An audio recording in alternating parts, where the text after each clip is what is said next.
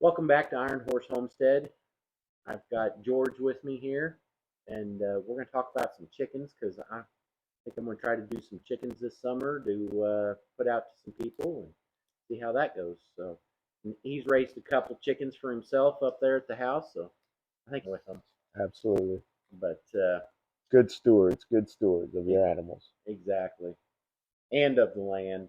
That's one thing is by using the chicken tractors you're going across the ground. I will know personally whether or not I believe in them after this. I sounds solid. All the people that talk about it, that it's good for the ground, it's good for the chickens. It makes sense to me, so I'm willing to give it a try and see if it works out or not. And this time next year, I may be doing another video on how terrible chickens are. Chickens are a gateway drug, man. Right? You're gonna start with chickens, and next thing you I'm know, gonna you're have gonna be geese and duck yeah, and all kinds of good stuff. all kinds of animals going on everywhere, everywhere, everywhere. Yeah.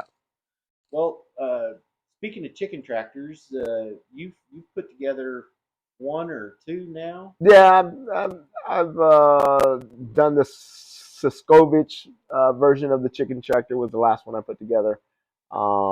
Really like it. Haven't used it yet Yeah, for the chickens. I put them in there for just a little while, just let to them run around, let them play a run little bit. around. The nice thing about it is they're protected. We have dogs that run around and raccoons and Possums. possum and I don't know if the armadillos get into them or not. I think they would if not. I think everybody likes chicken, so That is true. Everything does taste like chicken. so, if they can get to it, they will. And so, having the tractor along with the fencing, Right, the poultry netting. right. Last year, we didn't lose any of our chickens to predators. The year before, we did.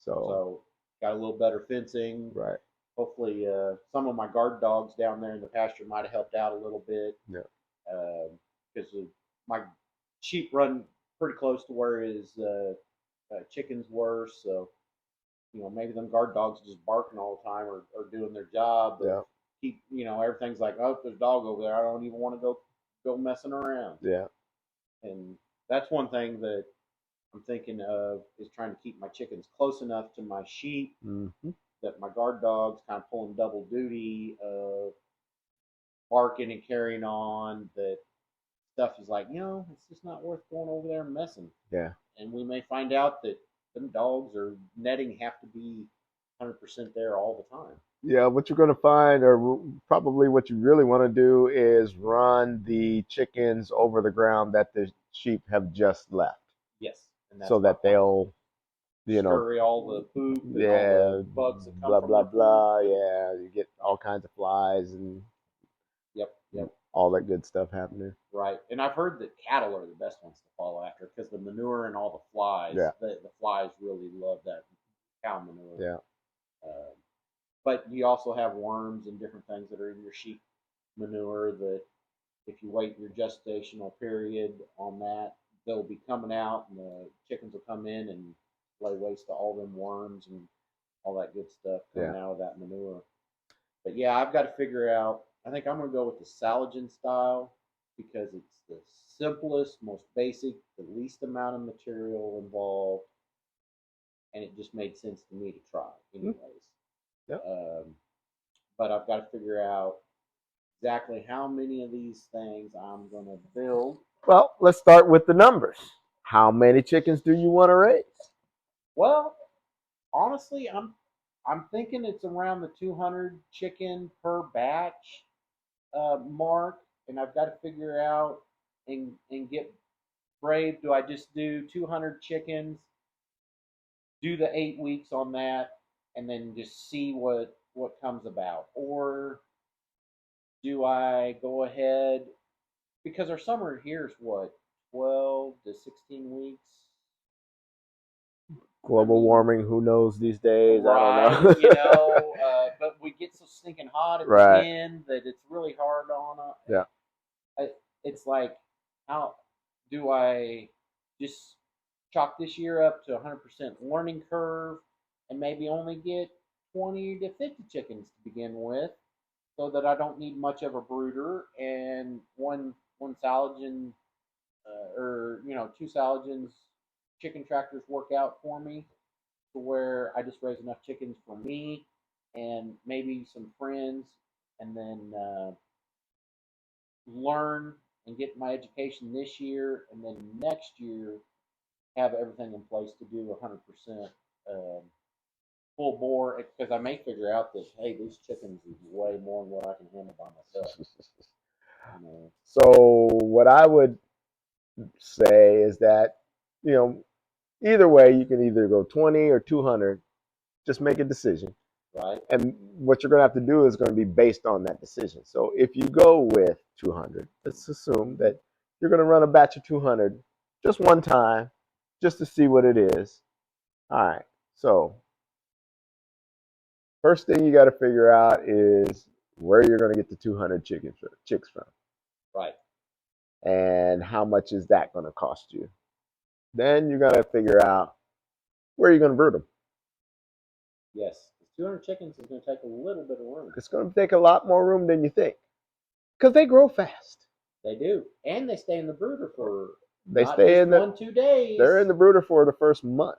Exactly. Half of their life is in that thing. Yeah. And so a little brooder will work for the first few days, but Right. they will quickly outgrow Yes. whatever brooder you have. So you need something fairly large. And I was thinking about that yesterday, and I was like, you know what you could use for your brooder? What's that? If you're not needing it for that period of time, you could use your Stock trailer? stock trailer. Yes. Because you can hook up some heat lamps because you're going to need heat lamps, Yep. and you can hook up your waters and feeders and everything in there, and that it may not be enough room for 200, but that's going to hold quite a bit. It might actually hold 200. It would be awful close. It would. It's a 18-foot stock trailer. What you're going to find out fairly quickly is, oh crap, I need more space or not, because you're going to know within 2 or 3 weeks whether it's going to be big enough. Oh yeah. Oh yeah. Probably about week 3, you'll be like, chicken on chicken. Yeah. And you definitely don't want to overcrowd them because, you know, You get injuries and then they'll suffocate themselves, and of course the time of the year is going to make a difference too on how much heat you're going to have to put into there or not put into there, Right. for the Yeah. for the beginning. And ultimately, it would be an easy thing to clean out afterwards. Exactly. Because I can find a good spot where you want it all. Yeah. You Just dump it somewhere. dump it, clean it out. Go to the car wash afterwards, wash it out. Hey, it's cleaned up and ready again for the next.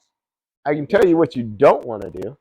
Oh yeah, what's that? You don't want to brood them in here. Oh, I don't want to brood them in my garage. You don't want to brood them in your garage. I'm telling you, man. I made that mistake last year. Did you put them on your porch? Yeah, I did. Mm. That was funky. Funky. It was nasty. Every time you opened the door, it just came in through the whole house. Oh. It was just, and I'm just like, okay, it's only a month, Right? How bad could it be? Yeah, it was pretty bad. Won't be doing that one again. No. No, we got the little shed out there now. That's what that's going to be used for. Yeah. Ventilation, they don't need the air, but if you can get something that get that manure smell out. And there's a lot of waste material, there's a lot of urine, it's all mixed together, and you're gonna need a lot of sawdust or chips of some kind to keep them healthy. Yeah. Yes. So. And they love to dump their water and feed. I'm Oh sure. yeah. That's like they're probably number one pastime. And so you're talking about, well, what kind of waters do you want to get and all that other good stuff. And we used the little cups, hooked up to like a coffee can, and let them feed in. Yeah, they tear those up. Mm. Yeah. They just like grab them and rip them. And it's just like, dude, what are you doing? Dinosaurs. Pretty much. Yeah.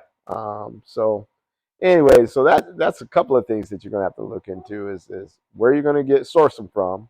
they'll mail them to you. You can go pick Right. them up from a local hatchery. They'll mail them to you. They're going to charge you, of course. Right. Um, Still mm, maybe cheaper in fuel it though. may be cheaper in fuel. The post office will love you. Oh yeah. They'll call you first thing in the morning. You need to come get these chicks now. What? They don't want to bring them to my Oh house? no, they don't. Oh man. You got to go to the post office and get them. Dang. Uh, they don't want to be liable if something happens. So Oh, okay. they're live. They're theoretically alive in the box, and They're you good to know. go. Ready to go. So yeah, Right. you got to go. You got to go. I mean, the post office is close enough here. It's not a big deal. Um, Oh yeah. and as soon as they arrive, you'll be getting a call in the morning saying, "Hey, you got something. You got chicks down here that you need to come get." And they'll Now. open up early for you to come get them. Right. Ask me how I know. Oh yeah. Yeah. Did you get a call? Oh yeah, I've gotten a couple of calls now. Okay. Yeah, Okay. yeah, yeah. Yeah. And then so another item that you're going to have to look into is feed. Yes. You don't want to feed. You don't want to be going to Tractor Supply and buying 50-pound bags of feed if you can help No. it. You need to find a bulk supplier, Yes. and then you have to have a place to store that bulk supply that you're picking up because you're going to want to pick up 400, 500, 600, maybe 1,000 pounds at a time. Right. And you need to be able to keep it dry. Yep. You need to be able to keep everything out of it. Right. And that's one thing that I've been thinking a lot about.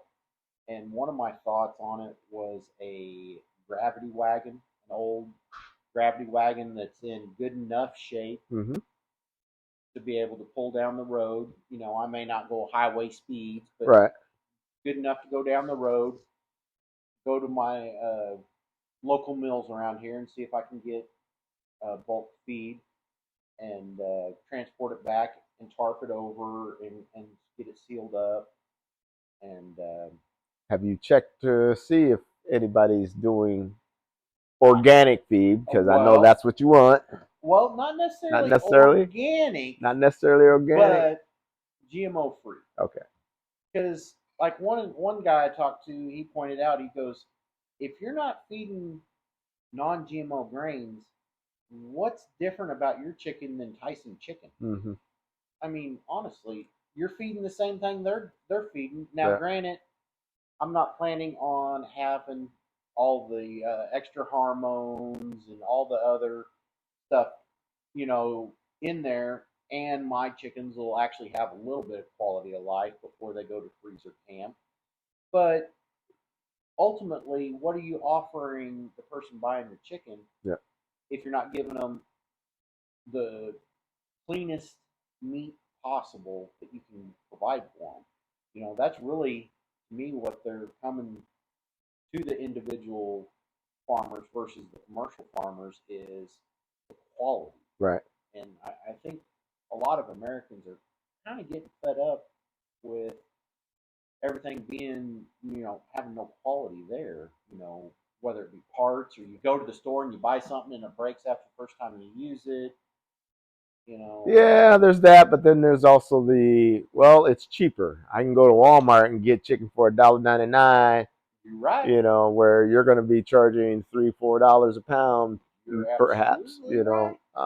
And But that's not so the person I'm trying to feed. right, that's not your target demographic. So I'm trying to feed the person that wants good, clean, quality meat. The person that's growing their garden in the city and trying to feed themselves out of their own garden versus going to the store, or they're going to the farmer's market because they don't have time to get that garden, or they're in an HOA and can't have a garden. yeah, Uh, you know, and maybe it's just me because I've gotten to an age where it's like, hey, you know what? We really need to watch what we're eating. right, There's just we're poisoning ourselves. yeah, Terrible, and where do you start and where do you stop? right, How do you fix the problem? right. Well, start at your own dinner table and try to help a couple others. Yep. So the other thing you can consider is whether there's something that you can grow to help feed, Supplement. potentially even feed for free. Oh, You know, yeah. if you're just using the fields for hay, maybe you can take a section of it and plant something that grows fast that has That would be sustainable for the chickens to eat yeah. from. Yeah, So that's definitely a thought that to consider and do some more research on my part. I got a notebook with some notes here on it and things to do more research on because this is more of I invited him down here to do this video, but also for my own knowledge.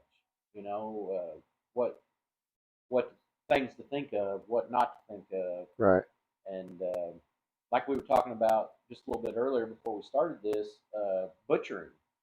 That butchering is a big aspect of doing chickens processing processing processing the sounds chickens. better than butchering. Okay, processing. It's just an invitation to freezer camp. Right. But I definitely do agree that processing yourself is the way to go as long as you can maintain a good quality, clean area to do it in. Right. I don't want to make myself sick. I definitely don't want to make anybody else sick. But it's really not that hard. It's not. We And handle food every day in our right. kitchen. And as long as you're using some safe handling practices, which Yes. you pretty much have to do anyway. Yes. Otherwise, nobody's going to want to buy your stuff. Right. Yeah. You don't. Especially if you're doing a video showing what you're doing. Right. And everybody's like, "Ooh, did you see him pick his nose?" Right. And if you go to the market and everyone that buys from you gets sick, guess what? Next time when they come back to market and they see you, they're telling everybody, yeah. "Hey, this guy's stuff made me sick." Yeah. So you definitely don't want to. You gotta carry through the whole way on everything that you do right. to make sure that you're doing everything as well as you can do it. Yeah. But yeah, I've watched a ton of Joe Salagen. I really like his philosophy on things. Not everything now, but a lot of things. It just makes sense, yeah. Get back to how our grandparents used to do things, or our great grandparents, Grow the food and eat it. You don't have to go to the store to buy it. And if you do go to buy it, go and buy something that's actually good for you. Right. So what else do we need to talk about for chicken? So we talked about brooding a little bit. Right. You're gonna have some space. You're gonna have to figure that out because, like I said, they're gonna start out, and they're gonna 200 are gonna fit in this table. Right. To begin with, and then within 3 days, you're gonna need 2 of these tables. Right. And then with a few days bigger, I mean, they just grow so quickly. It's not even funny. It's amazing how quickly they grow. Impossible how fast they grow. Right. And so it's just, if you don't have a good plan for brooding, then you're going to be behind the power curve quickly on going out and trying to purchase a solution that will work for you. Yes.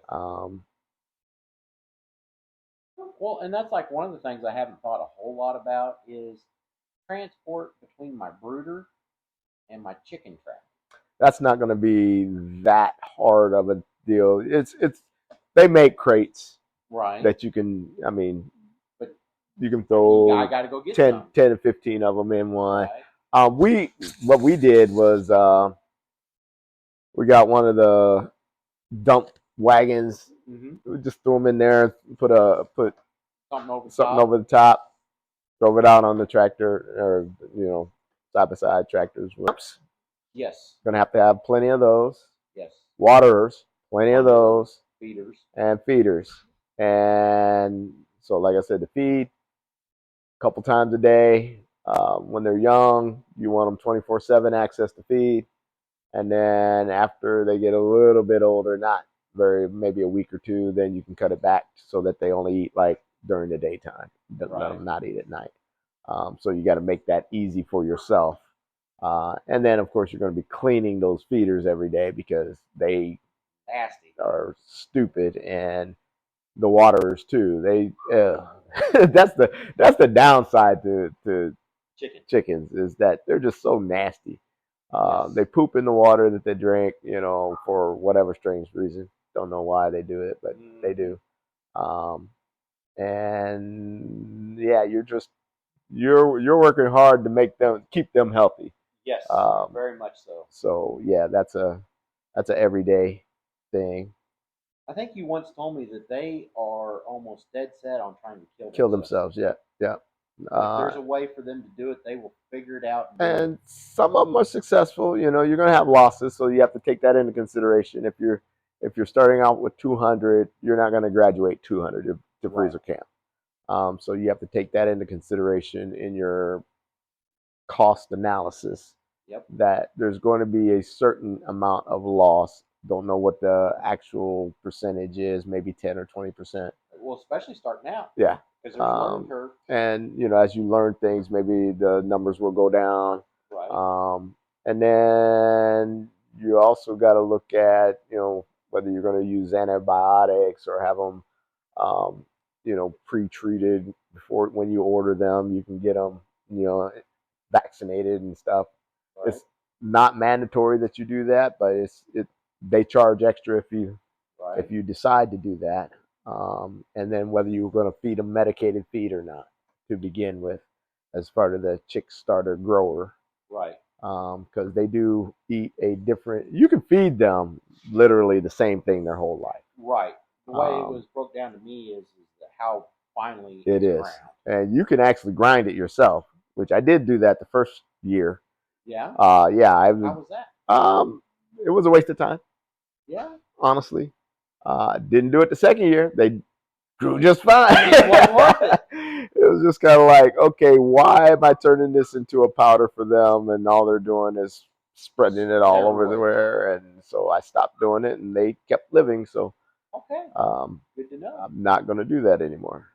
Did you feed yours grit at all? Yes, Yeah. grit is essential, mainly because they don't have any, digestion things. Well, They have, but not anything to right. grind their Right. They don't food. have their teeth to chew Right. it. They use the Yeah, grit their in their gizzard. gut Yeah, to grind it. yeah. So yeah, you don't need a whole lot of grit, but you do need, grit for them, and that's not very expensive. Right. You know, I 50 plan on pound. I plan on going down to my creek here and sourcing out some gravel Yeah. and giving it to them So myself. yeah, it depends on $10, 50 pounds. That's what I do because Yeah. it's easy. Right. Right. Um, and so yeah, that's another thing. You're just going to want a container for grit. They'll free choice it whenever they want it. Right. Um, and that's going to be pretty much all that I can think of for the first month. Right. And then, after about a month, then you're going to have to move them outside. You don't have to. You can continue to raise them inside, but you really want to. Yeah. Give them more room. Let them Big chickens. become chickens. Right. And but the key thing is they need to be fully feathered, especially at night, so that the temperature drop doesn't get them. Yep. So once they're fully feathered, they can go outside. That can be anywhere from 3 to 4 weeks with the Cornish cross, and then 1 month out there, like I said, protect them, enclose them, move them, feed them, water them. Really. That's literally it. Biggest thing is probably protecting them. Honestly. Yeah. As long as you got a plan, it's not that difficult. But we did have predators. We had raccoons that were just reaching in through even their nails. They're taking their fingernails and reaching in, and yeah, it was crazy. And it's crazy. It's like they just like to kill them. Yeah. They don't eat. It's like they take their heads and leave the Yep. rest. Leave the rest, or they'll take a wing. I had one that, or a couple of them that they just ate one wing. The bird's still alive, and now I got to put it down because, I don't know what kind of stuff the raccoons got. Bad. I'm not eating that, and I'm not feeding it to anybody. Right. And I'm sorry, but we're gonna have to compost you. Right. So Does happen. yeah, Something else to think about is freezers and coolers. And if you are going to process yourself, then you got to have scalders, pluckers, like sharp knives, sharp knives, tables, some spaces. some cones if you're going to do the cone Yeah. method, which that's why I recommend. Yeah. You know, there's a lot of things that really go into this, Yeah. and what more time goes by, the more things I research, I'm like, man, I really should just scale this back to begin with and not just jump in full on as deep as what I was thinking to begin with. Well, I was trying to lead you. Get a little more education under my belt. I was trying to guide you down that path, but you were set on doing 200. Well, that's the price breaking point on them chicks is around 200, and it's like, man, if I go with 200, I get a much better price break than if I go with 20. Right. But at the same time, but it ain't you don't have as much sunken costs in the beginning, and you can actually buy the things if you need to or source them. Right. I can figure out what works for me. Right. So if you're going to do a scalders are easy. It's just a big pot. Yeah, I can make that. You can make that if you don't have I got crawfish boilers. There you go. That's all you really need for that, right? Yep. You got some propane and some gas. Yep. Fire that puppy up. If you got anything to cook fish or anything like that, you're good. Yeah. Plucker. You happen to know a friend that has one, so right, I do. Now if I go in full scale operation, well, yeah, I'm probably going to be like, hey, dude, yeah, you're going to have to buy a commercial one, and I'm going to sell mine and borrow yours. Exactly, pretty much. But if you're just doing it for a small scale, even a 200, the one time it wouldn't be a problem. Yeah. Because to me, you can probably do 200 in one day if you have enough help. Yeah. And it's just going to be a long day of, chicken. Chicken. We had 6 of us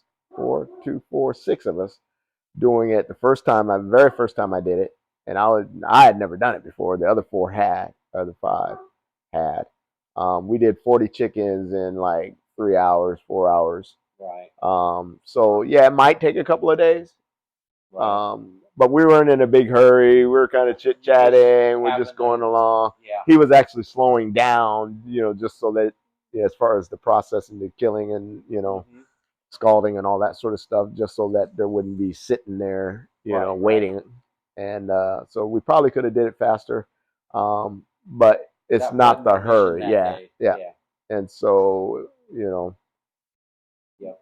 if you figure 200 over a weekend to 100 a day,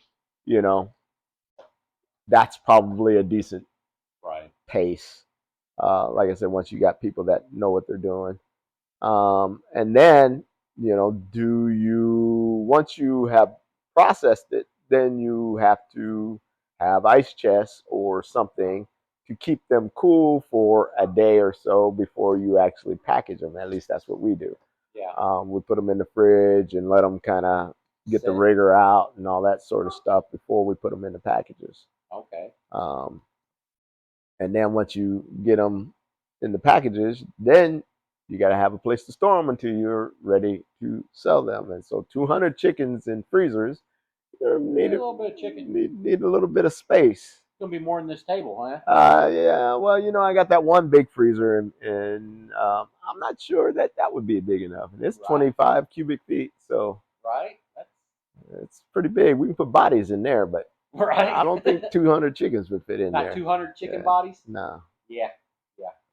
So it's just something to consider. Right. And then, like I said, enough coolers to hold. And because, hey, if I'm processing these 200 chickens and I plan on selling them, now I got to transport them. Right. What am I going to transport them in? Yeah. Well, now you need coolers to transport them. Yeah. Or you're setting them up, selling them off the farm. And are you going to sell them frozen or fresh, Right.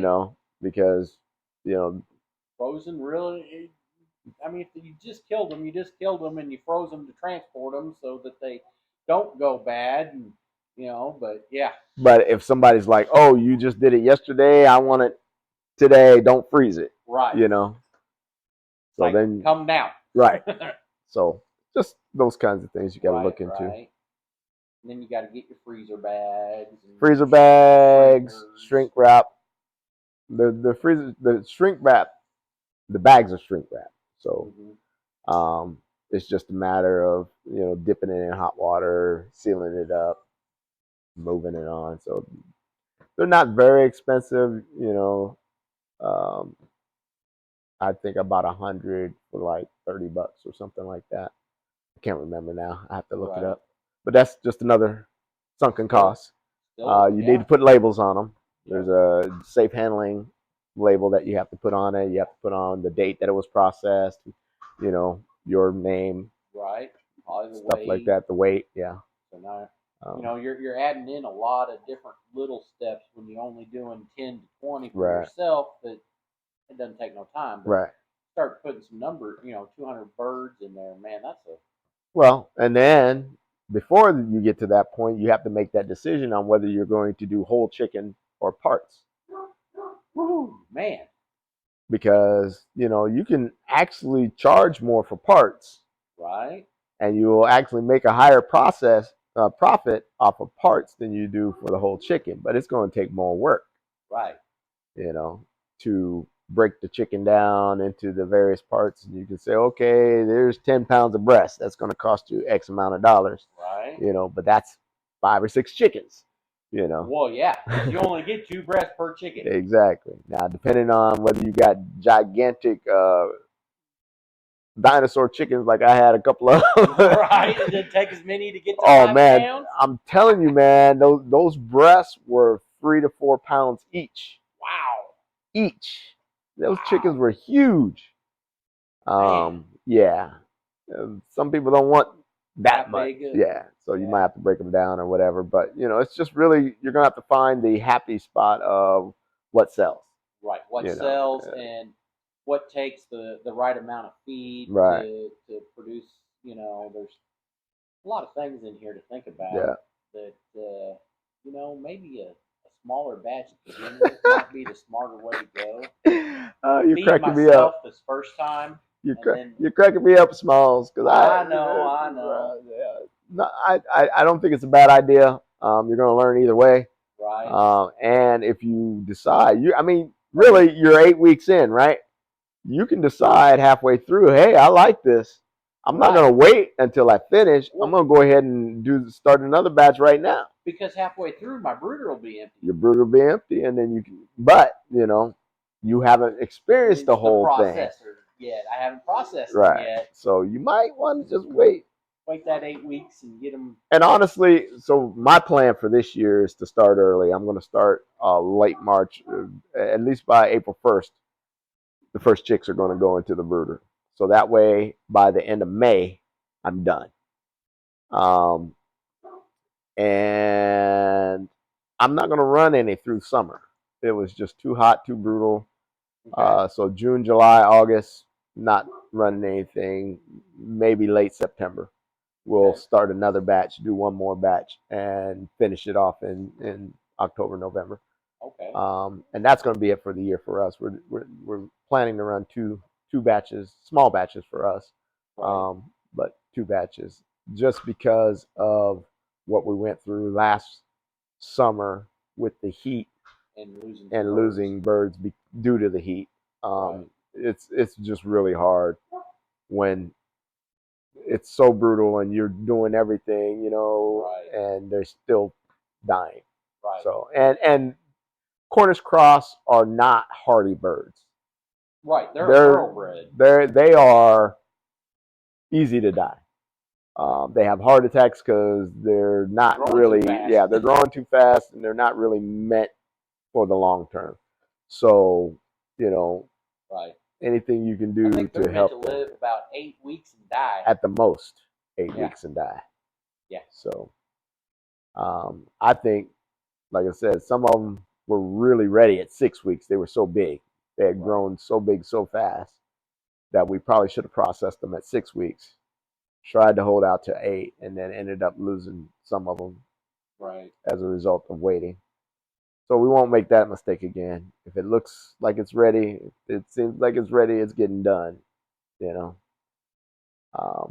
Well, shoot, and if you're just doing it for yourself and you got one trooper out there that's super big, Yeah. hey, you know what? You can just come on into supper tonight. So, yep, you could do that easily. You know, Ain't nothing wrong with it. you ain't even got to do all, big old process. Right.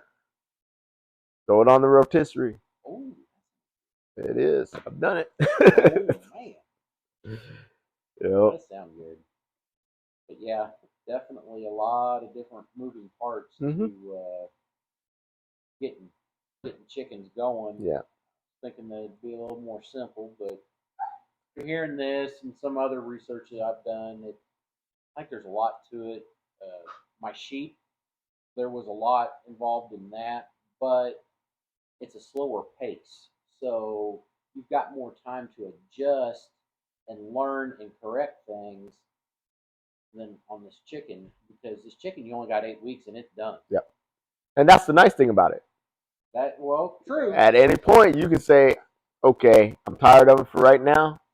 I'm just going to stop after my 8 weeks is up, I'm done. and I'm not going to do any more this year. And maybe you wait until next year.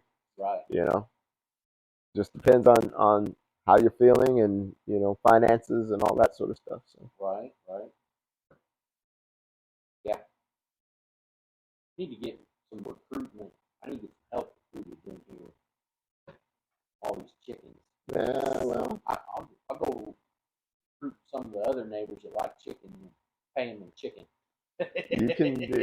It's definitely a possibility. You could also, depending on how you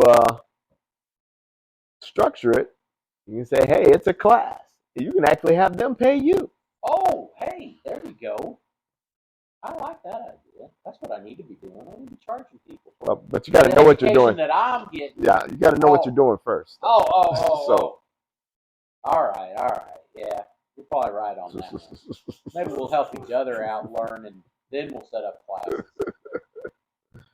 actually, I personally wouldn't do that. I know some people do, but I'd rather just share the knowledge, with people that are willing to come out. Exactly.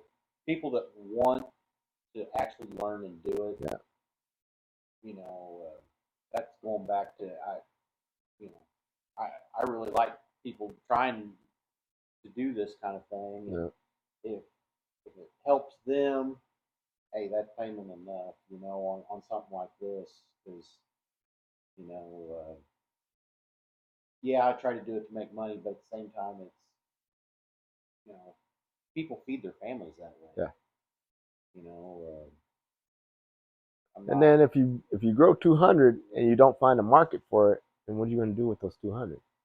That's a lot of chicken to eat over the next year.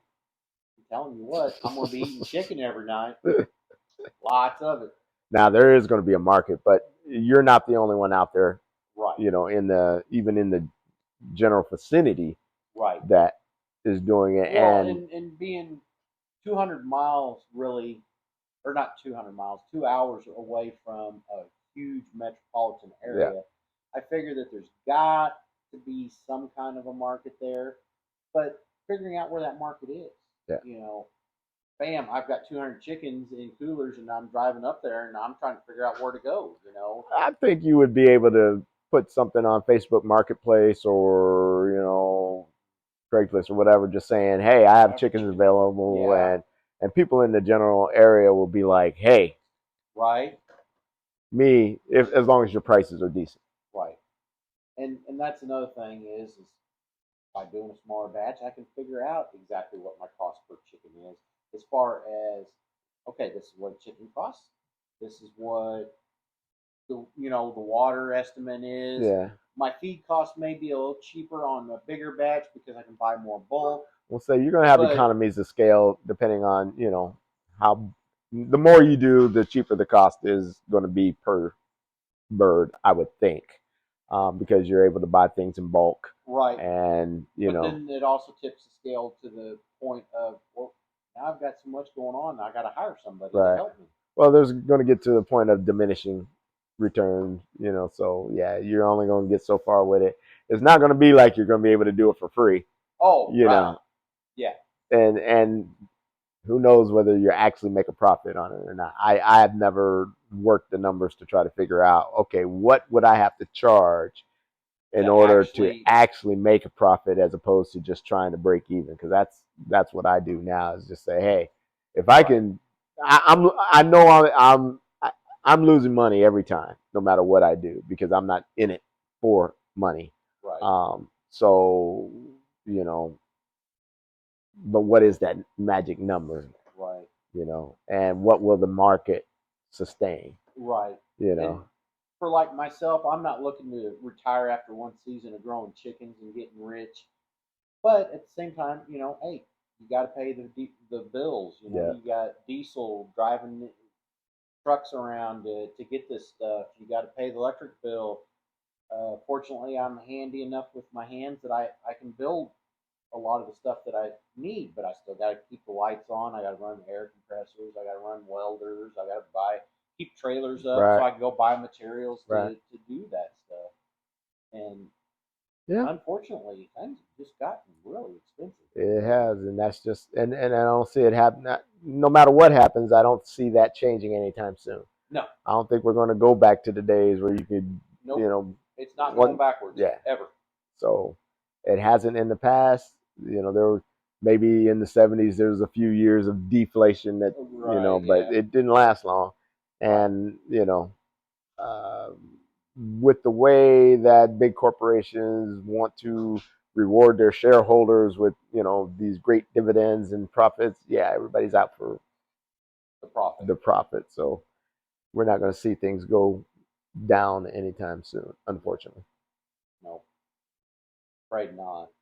And it's kind of sad. I almost feel like it's the older I get, the less value I put towards the bottom line or the dollar. It Hmm. just doesn't count as much as what it did when I was young. Well, it doesn't buy as much as it did, but hey. Well, I mean, just the emphasis in my life. When Hmm. I was younger, I was eager to go. The bigger bang I can, if I can get that extra hour Right. overtime, I need that extra hour. Well, what are you going to spend it on? I Yeah. don't know. I need it. I'm hungry. I got to have it. Right. Where As you get older, you find that you know what, there are other things more fishing important is more than important than the that extra almighty hour. dollar, and Yeah. quality of life Yes. definitely is a You a know, more important factor. enjoying life. Yeah. Uh, live it. Don't just live the word. Yeah. So you decided yet, or you just still kind of I got to do some more numbers, some more scratching. Get figured out.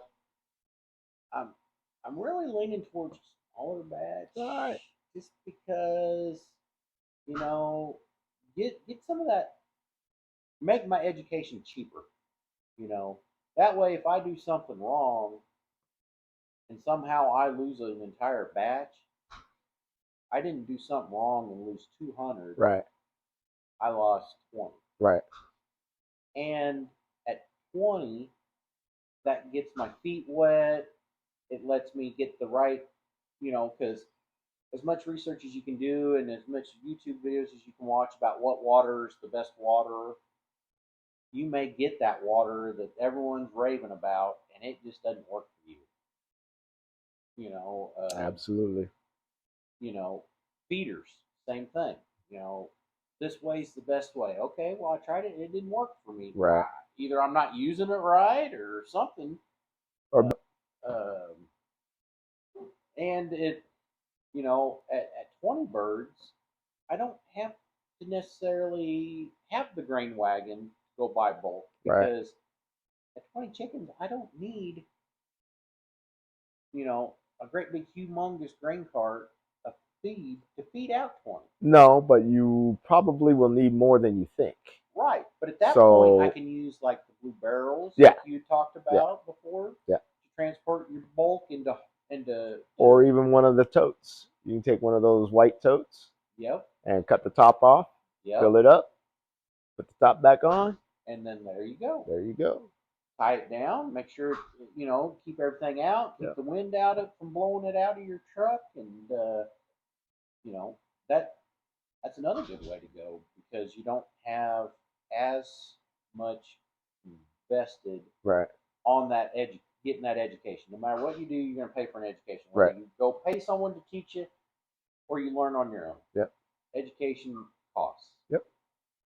And it definitely seems like it might be a little smarter to do a small investment into the education. You don't want your just PhD right off the bat. No, I don't. I don't need that doctorate right off the bat.